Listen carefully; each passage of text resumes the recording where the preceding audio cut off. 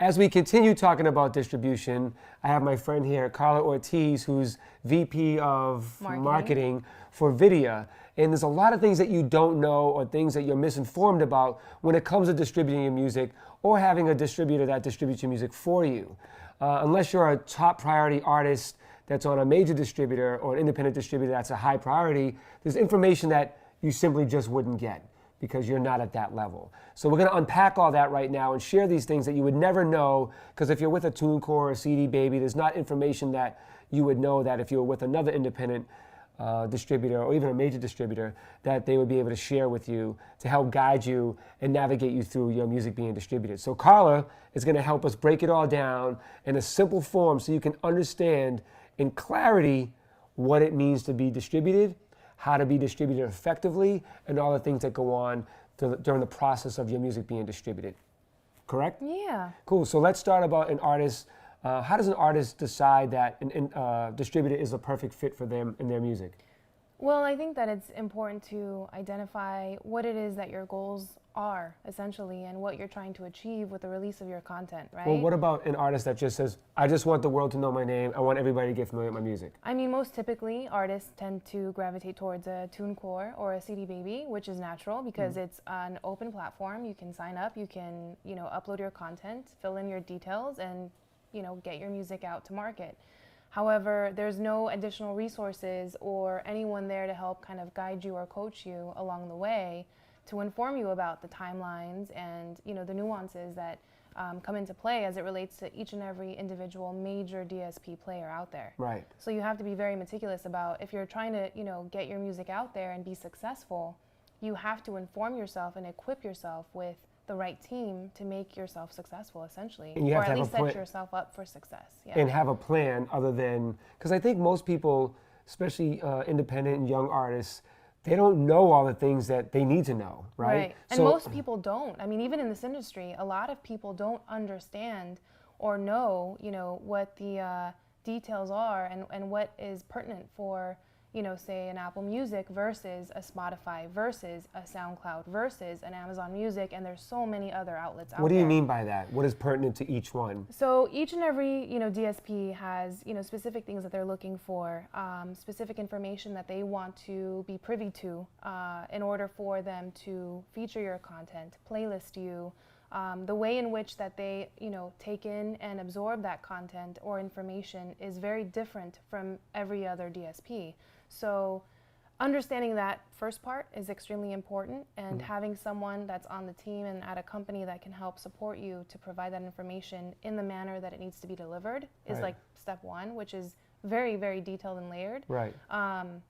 But then beyond that, knowing if they're looking for the next Afrobeat artist, and that's their huge focus right now. They've just launched this new Afrobeat, playlist, or if they have this huge, say Black History Month campaign or Latin Heritage Month campaign, knowing in advance what it is that they're looking for and timing your content to come out at the time in which they're going to want to feature it is extremely important. Right. Because once your content is out there, for the most part, if it hasn't been presented to them in advance, the likelihood of them featuring it after the fact is not likely, unless it's on and poppin', for whatever said reason, because you've got these other drivers in place. But again, as a up and coming artist, the likelihood of that is not likely. You're getting started, so you want to position yourself and set yourself up, in the best way possible. So a good distributor then can help you strategize the release. Correct. So what can an independent artist do with their distributor to help the distributor excite the DSPs of their release and inform them of their release? So if I'm an independent artist, I really want to break this down in the most simple form. You're a distributor, I'm an artist. I got a song, I think it's the greatest song ever because everybody thinks their music's the best music ever, right? I want to put my song out, I come talk to you guys. You guys say, yeah, we think there's something here. We want to put this music out. Now walk me through the path of what happens from the day you say, I would like to put your music out and be your distributor. Right, so I think the number one thing as part of that is that every single artist and every artist conversation that I tend to have is that the artist has finished, a single, an EP, an album, whatever it is, and they want to release it now, tomorrow, the next day. And they're just so excited, or they're kind of like over, this whole set of content that they recorded whenever it was recorded, and they want to move on already. Right. And the thing that you have to know is that, everything takes time. And even, for example, being able to hit the algorithmic playlist on Spotify, you have to be about, 7 to 10 days out in terms of our submission of your content and us alerting them that your content is coming. Right. So at a minimum, we're talking about, a 2 to 4 to 6 week time frame, so that we can just plan accordingly and figure out, what's your content about, what would be the best time frame in which, that content should be hitting the market. Are there certain things that are, going to be happening in pop culture that would really help align or make that content more important and have, a higher perceived value because of what it's aligned with. And being able to get any additional information about you as an artist. Do you have regular residencies in your hometown? Do you have a pretty significant social media presence? Do you have a certain collaboration with some other up-and-coming developing artists that are, getting a good amount of buzz on, around them? Or established artists. Right. Exactly. All of those things are, the sort of like nuts and bolts to what we would need to be able to then educate, the curator who has no clue who you are, and help them understand why your music's important, why it's, significant for them to place it or feature it wherever they can, and therefore, help, again, equip you for success, and communicate everything that's going on around you with everyone else that needs to know exactly what it is that's happening with you and why they should be excited. What do you think is the biggest misconception for artists once they get a deal with a distributor? What do they expect for you guys to do that's not really your job? So I think the biggest misconception, because our team is a very educated team with years of experience, over 15 years of experience. So a lot of people assume that we are acting as a label or that we have the functionality and capabilities of a label. Meanwhile, we are through and through, a tech-first distributor. With that being the case, we view it very much not as label services, but more so as content marketing and strategy.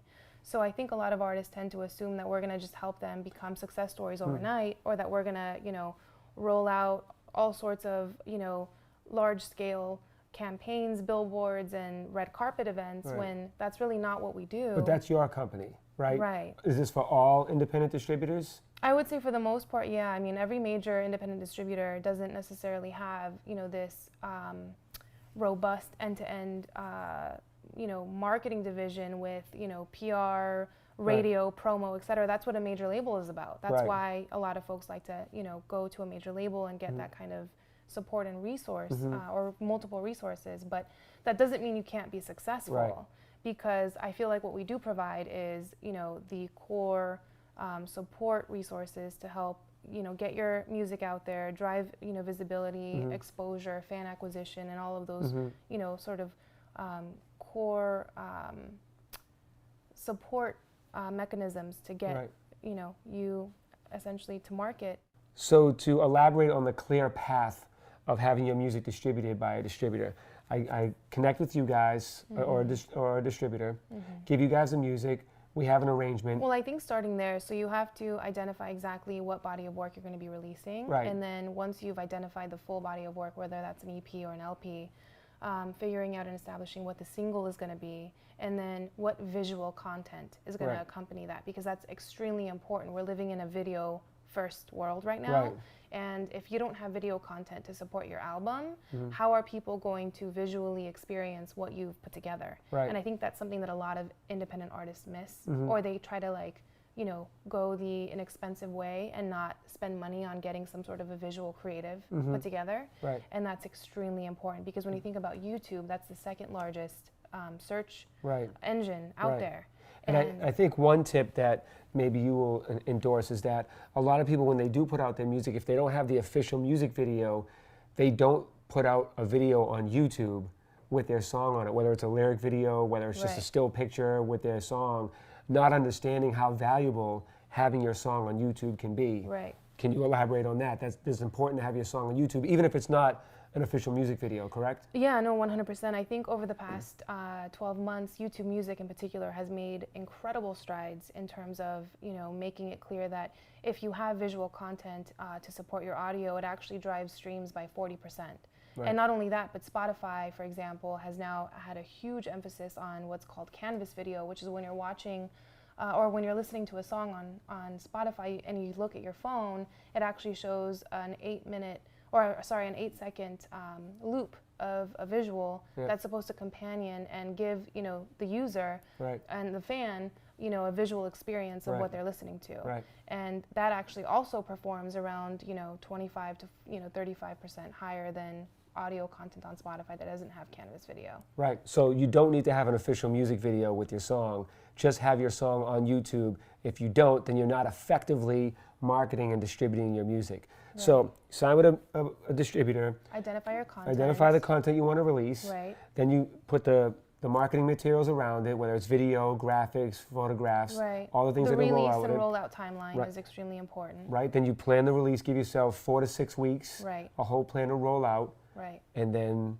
there you go. You put your music out and it's been distributed. Right. And now what you have to do next is support your content through your social media. Make sure everyone knows that your content is available. Let them know where it's available. Right.